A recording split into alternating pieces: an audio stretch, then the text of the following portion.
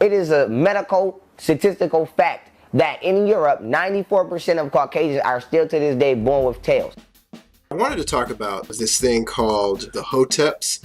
It's been getting a lot of attention lately, and there's kind of a bit of a raging conversation on quote-unquote Black Twitter.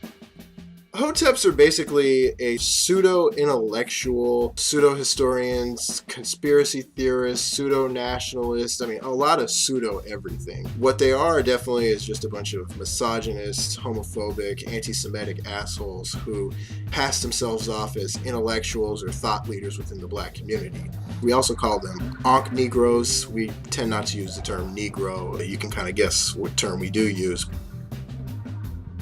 Hoteps are basically known for being super Afrocentric but also really having a fascination, if not a total fetish, for ancient Egypt. They name themselves after Egyptian gods like Osiris or Amun-Hotep. My full title is Heru, Ankh Ra Samaj Sepetah. I'm the keeper and the elder guide of the shrine of Ptah.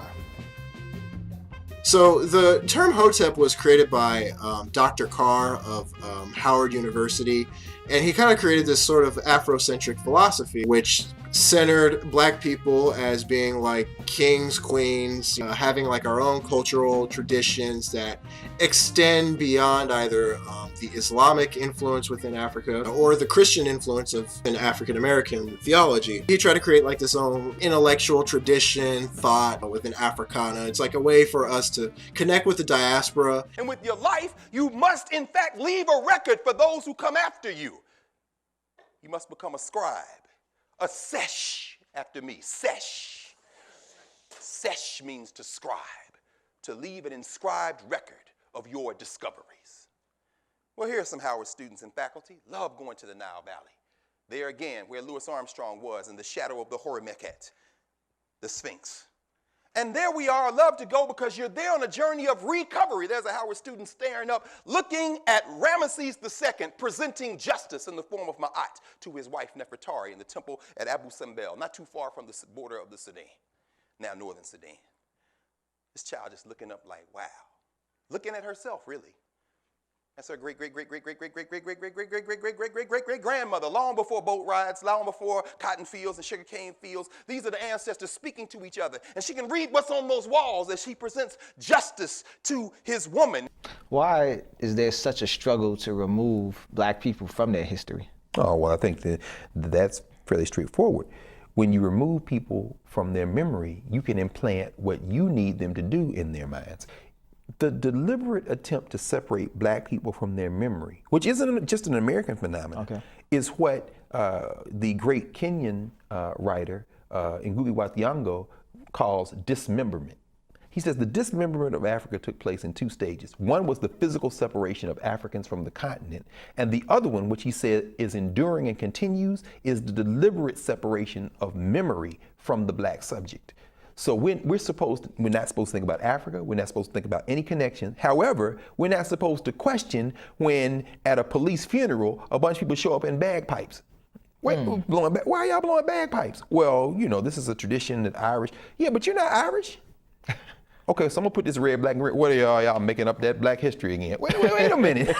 It's just a remix, if you will, of Afrocentricity and Black nationalism, which rose into national prominence, particularly with the advent of Pan-Africanism, advanced by leaders such as W.E.B. Du Bois and Marcus Garvey, which also then found itself in Nation of Islam under the Honorable Elijah Muhammad, and then of course advanced with Malcolm X before he left in '64. The same slave master who owned us put his last name on us to denote that we were his property. So that when you see a Negro today who's named Johnson, if you go back in his history, you'll find that he was once his grandfather, or one of his forefathers was owned by a white man who was named Johnson.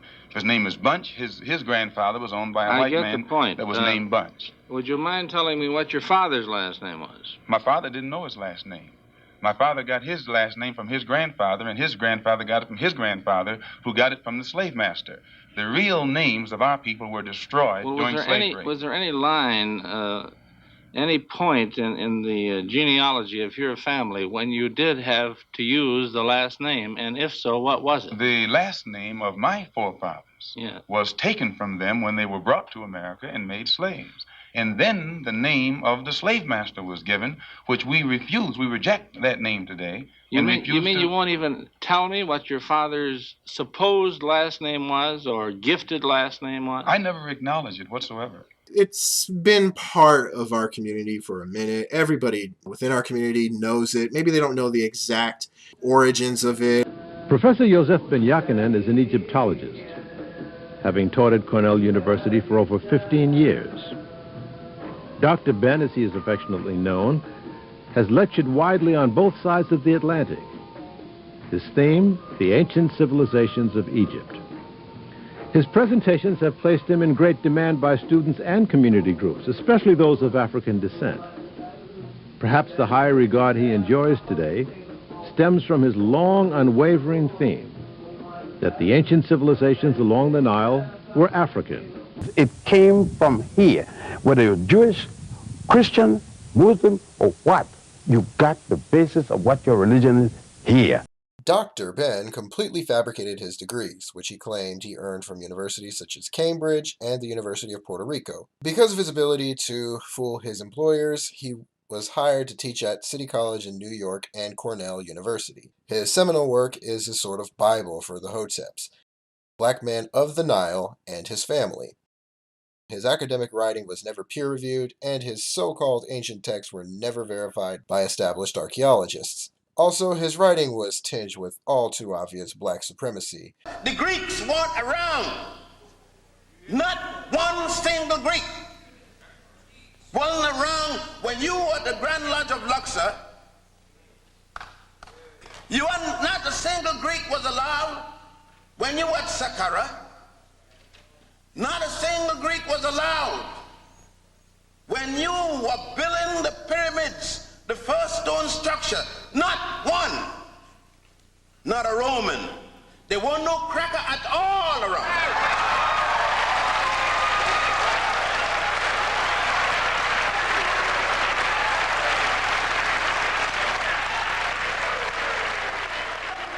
Dr. Leonard Jeffries is another professor at the City College of New York. The man who was at one point in charge of the Black Studies Department at the City College of New York actually got to teach students in his class that white people are ice people and that black people are from the sun. When we make the contrast between African development in the sun and European development in the ice, the value system of caring and sharing that comes out of the sun, the value system of what I call the communal, cooperative, and collective development, as opposed to the value system of the ice. And I've given it that nomenclature because ice fits what I want to say is the value system. It's a crass individualism, taking care of me, even in neglect of your family, and a competitivism, an amoral competitivism for C. So you have I for individualism, C for competitivism, and E for exploitation, super exploitation, exploitation of by any means necessary. So it's this value system of ice which contrasts the value system of the sun, which becomes the important foundation for our understanding of human history. They never learned to be scared. They never learned to hate. They never learned to harm people. If they wanted it, they prayed for it. And most of the time they didn't have to pray for it because it was already there. The sun people. They lived in harmony with nature, the sun people. They believed that men should be with women and women should be with men, the sun people. They had no concepts of feminism. They had no concepts of homosexuality. They had no concepts of anything that was anti-nature because the sun people were a nature-based people. But there was another group of people called ice people. They didn't have no damn sun. Truth be told, they didn't have no damn soap either. The Hotep philosophy advanced by Dr. Carr is a continuation of that black nationalist tradition, except in a more Pan-African variety, and of course, utilizing imagery from ancient Egypt. Haru Imaketi, How many of y'all want to call this something else? Come on, level with me. You want to call it the what? Sphinx. Y'all, come on out with it. The Sphinx, a mythological creature that comes from Europe, that has wings, that will kill you if you don't know the riddle. Has nothing to do with Haru ibn Aketi. To master your animal domain, which is like the lion, to rise to your highest spiritual nature, which is the high priest. So now, if your son said, I want to be a Sphinx, or if he said, I want to be Haru ibn Aketi, which one would you sanction? Right, he says, Dad or Mom, I want to protect our family and our culture from sunrise to sunset, and I want to be like Haru, the champion of the people. You see, that's why we can't let other people define our stuff. Why are the Hoteps so obsessed with ancient Egypt, which they refer to as Kemet? It's for the same reason why almost everyone, including white people, are fascinated with the civilization. It is one of the earliest empires on record. They created magnificent structures, including the pyramids of Giza, and buried royals with entire tombs of treasures. As such, Egypt has embedded itself within the Western imagination. For black people particularly, a lot of us gravitated towards ancient Egypt because it was an advanced civilization within Africa. Now, there is this ongoing controversy or debate whether or not ancient Egyptians were black. While black people, as we understand us today, particularly Nubians from the south, were present in Egypt, no one really knows if they were the majority of the population. As such, there is very little evidence to say that the people inhabiting Egypt now weren't the same people who lived there before. Now, anyone who is familiar with the transatlantic slave trade or basic migration patterns within Africa will know that us black Americans have very little lineage with ancient Egypt. We are from this place called West Africa. Our ancestors were largely Yoruba, with a minority in the Mandinka, Igbo, and Bantu ethnic groups. In fact, we share more culture and commonality with white Americans than we do with ancient Egyptians. Looking for my Johnny. Yeah. Where is my Johnny? Johnny boy. Do you know Johnny? Question. If I know see my Johnny, Johnny show. I'm looking for my Johnny. I'm looking for my honey. You're telling me this, you're telling me that. I say this is not for me. What's most annoying about the Hotep's fascination with ancient Egypt is just how much actual African history they ignore. African history is far greater than just one civilization on the Nile. To name a few, you have the Mali Empire, Benin, the Zulus, the Ashanti, the Congo kingdoms, and the Dahomey. And that's just within a period of 400 years and a few hundred square miles of land. After all, we're talking about the birthplace of civilization, where society, science, and culture was developed for thousands upon thousands of years before the scramble for Africa in the 1880s. There's no need to mythologize the African continent when there's already so much there to learn and a lot more to discover.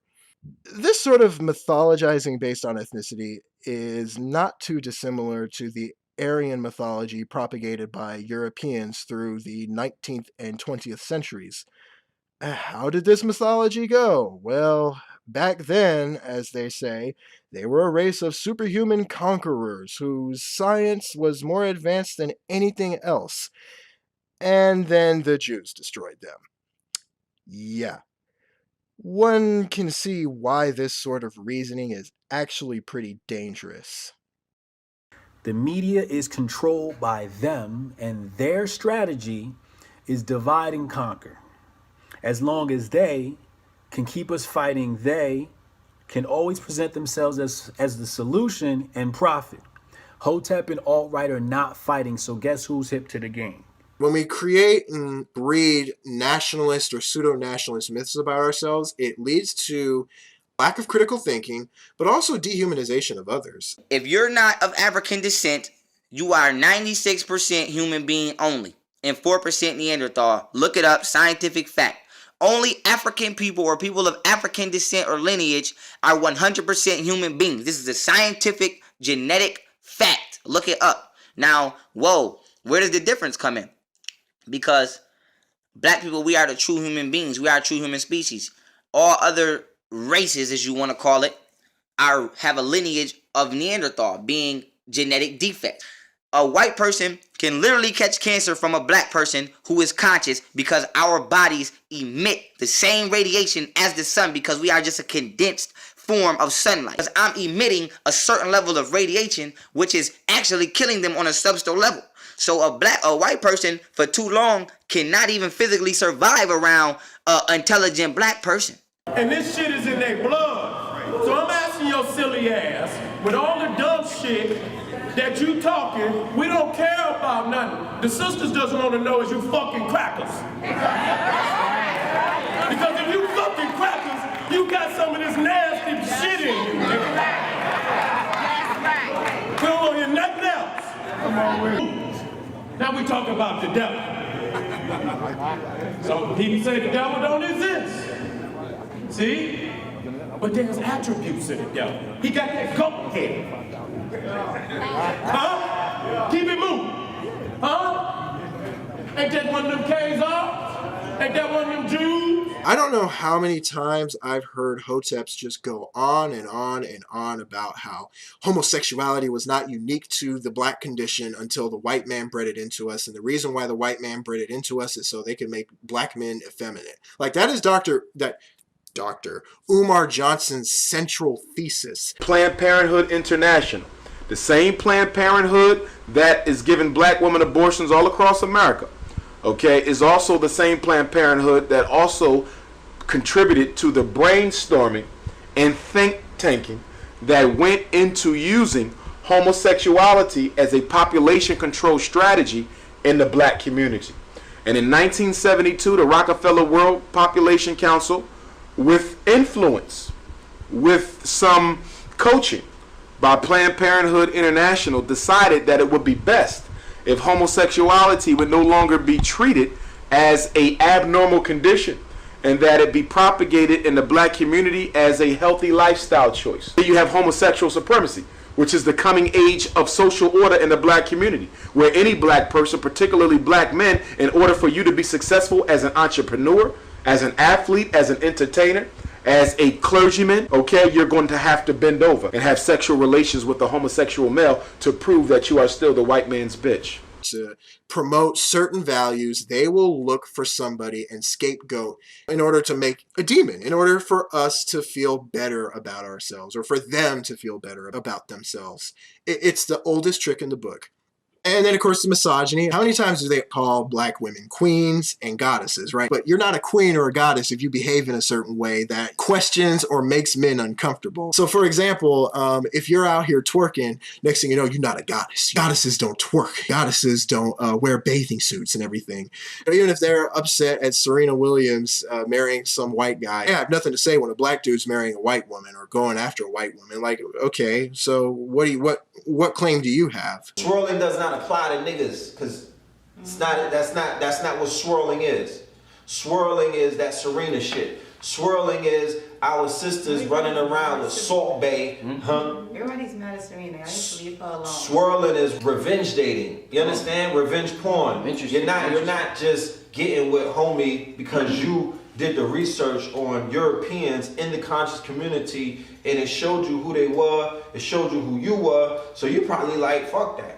I'm going to dominate. So I'm going to get me a white boy because not only does he treat me better, I learned that I breastfed them when they were babies as a mammy. I learned that they're easier to manipulate, they're easier to deal with, they're easier to talk to. Whatever the hell is the reasoning behind this mass exodus that we're beginning to see with our sisters. That's generally who they are. I mean, just a bunch of pseudo-nationalists, pseudo-historical, ahistorical, really, conspiracy theorists, misogynists, homophobic, anti-Semites. It's not too indifferent from the alt-right, as I call them. So, funny, but yeah.